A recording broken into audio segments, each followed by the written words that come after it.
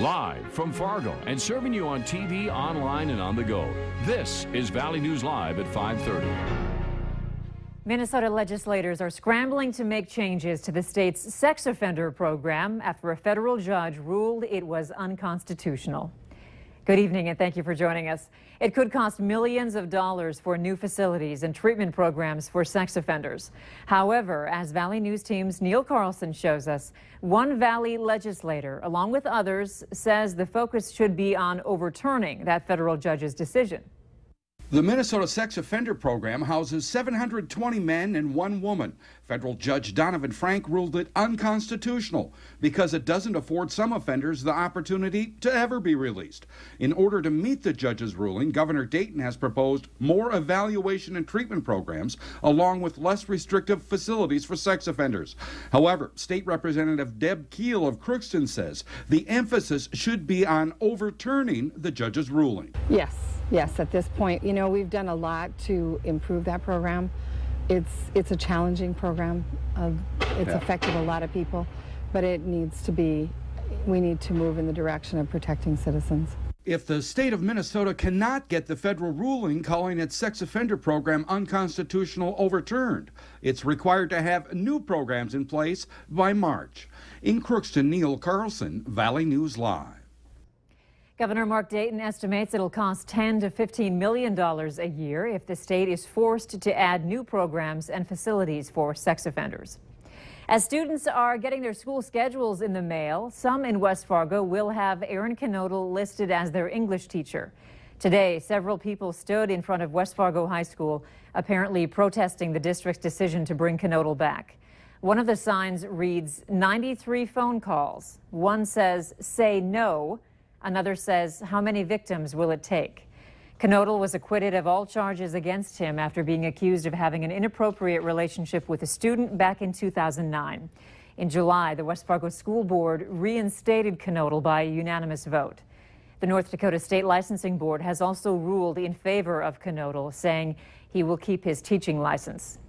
Charges have been filed following an early Sunday morning shooting near Thief River Falls. Trevor Brown has been charged with attempted murder in the 2nd degree, 1st-degree assault, and reckless discharge of a firearm. Brown allegedly shot Ryan Hooley in the chest early Sunday morning during a fight at a farmstead south of Thief River.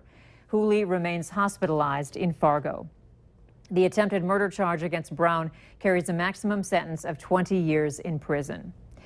If you like hot weather, we've got it, and it looks like those temps are inching up on a daily basis. Let's check in with Robert Hahn for more on this evening's forecast. Robert? Yeah, we've seen lots of sunshine once again today. Some very light winds and some rather warm temperatures, but not as warm as we're going to be as we head through the rest of this week. Right now, 90 up in Langdon and Devil's Lake, 87 in Grand Forks. We're coming in at 86 degrees here in the Fargo-Moorhead area. A relatively refreshing 79 over in Detroit Lakes. Satellite, yeah, most of us seeing plenty of sunshine, just a few clouds from time to time, mainly across the northern portions of the valley, and with hardly a cloud in the sky. Yeah, no precipitation out there. None is anticipated tonight.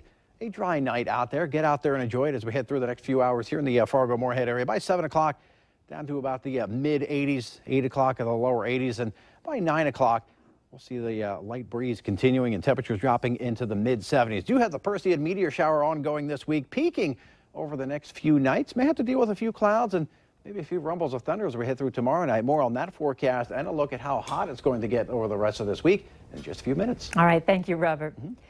A 54-year-old man is behind bars after being featured on the Valley's Most Wanted. Gary Delaney was wanted in Cass County for making methamphetamine and violating probation. Clay County has now filed charges on Delaney after getting a DNA hit in cooperation with Cass County. Police say Delaney stole over $15,000 of copper wire in Minnesota. To date, the Valley's Most Wanted program has netted 480 arrests. A Fargo man is in jail after police say he ran from them in the middle of a traffic stop. West Fargo police stopped Anthony Lordson for an equipment violation just before midnight Monday. Dispatchers told the officer that Lordson had 2 possible warrants, and when the officer asked him to step out of the car, Lordson drove off. Police eventually tracked down the 31-year-old in South Fargo when someone reported a man laying on top of a garage roof at an apartment building.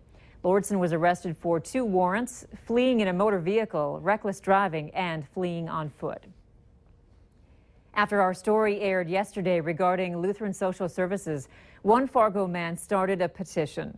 The Change.org petition, titled "Stop Lutheran Social Services in Fargo," urges people to send a message to the legislative body in our county to stop this without having a vote by the population of Cass County. So far, there are 18 supporters of the petition, and we have it online. If you'd like to sign it, head to valleynewslive.com and click on the Hot button. As many as 30 million Americans suffer from an eating disorder, but only 1 in 10 get the treatment they need. And it could be because some insurance companies are not covering it. U.S. Senator Amy Klobuchar, along with several others, is introducing the Anna Weston Act to help combat eating disorders. Valley News Live Washington correspondent Kelly Meyer explains. Anna Weston was diagnosed with anorexia when she was 16. After 5 years of struggling, she committed suicide. It's stories like Anna's that has a group of U.S. senators saying enough is enough. It's an area where we still see huge inequities in the healthcare system in terms of treating those illnesses, which are truly life-threatening. Wisconsin Senator Tammy Baldwin is one of the sponsors of the Anna Weston Act, a bill focusing on the education and treatment of eating disorders. The bill would use existing funds to create grant programs to help train school counselors, doctors, and parents on how to recognize these dangerous disorders. It can be very fatal at times. When Anna needed to be hospitalized, her insurer refused. West Virginia Senator Shelley Moore Capito says this bill would change that. It would require health insurance companies to cover residential treatment for eating disorders. Eating disorders have to be treated as a mental health condition and should be covered by insurance. Both senators say they hope this bill gives the people suffering from this disease the same access to life-saving treatment as those with other illnesses. For more information on the Anna Weston Act and on eating disorders, head to valleynewslive.com and click on our Hot button. North Dakota has 600 family nurse practitioners across the state, many in rural areas. And that's cause for celebration at the University of North Dakota. Unlike RNs, nurse practitioners can diagnose sickness and prescribe you prescriptions with no supervision from a doctor. The largest education program for nurse practitioners in the state is at UND. They say family nurse practitioners are playing an important role in the medical field. Going to be a shortage of healthcare providers, especially in primary care and in those rural and underserved populations. So the family nurse practitioner can provide access to care where there may not be enough care or any care. On October 10th, during UND Homecoming, the program is having an all-class reunion to celebrate the 20th anniversary of the department. We've all heard how important reading is for our kids' success. In Fargo today, there's a group of people, largely volunteers, focusing on helping children who have problems reading. They're members of the North Dakota Reading Corps. These people are learning how to be reading tutors for kindergarten through 3rd grade. Program manager Jolene Gardy says helping struggling readers at early stages in their education is absolutely critical. 3rd grade is really that point where students transition from learning to read to reading to learn, and that need to learn at 3rd grade really correlates with someone's success throughout their academic career. And in the districts that Reading Corps serves, we have maybe 1 out of 4 or 5 students who's not on track to meet that benchmark by 3rd grade. There are about 80 volunteers and their trainers. There were at today's session, but Gardy says they need more. They have openings in Fargo and West Fargo schools, as well as other places across the state. And if you're interested in helping children learn to read, head to valleynewslive.com and click on the Hot button. If you were at the popular 8th Street Dairy Queen today, you may have found yourself in the spotlight. NBC Nightly News is in Moorhead. Harry Smith and an NBC crew are featuring the historic Moorhead Dairy Queen because of the recent buzz.